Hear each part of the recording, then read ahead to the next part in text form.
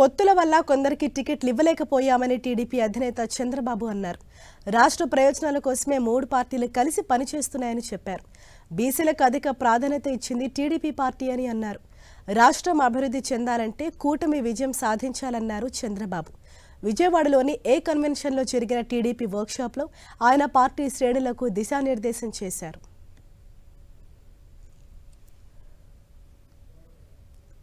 ఈ ప్రయత్నాలన్నీ రాష్ట్ర శ్రేయస్సు కోసం, భవిష్యత్తు కోసం చేసే ప్రయత్నాలు.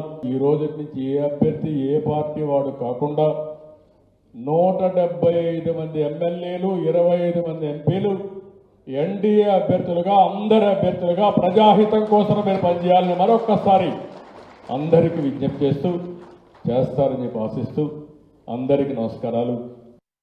చాలా వ్యాపారాన్ని రాజకీయం చేసుకున్నారు.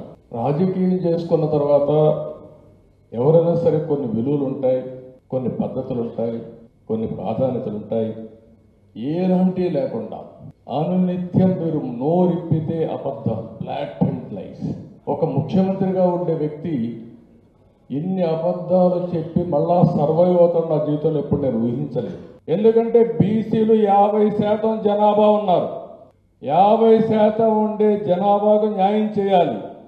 అందుకే మనం ఎంపీల్లో కానీ ఎమ్మెల్యేలో కానీ నెంబర్ 1 ప్లేస్ ఎవరైతే ఉన్నారంటే బీసీలకే ఇచ్చాం. తర్వాతనే మిగిలిన వర్గాలకంతా ఇచ్చాం. That is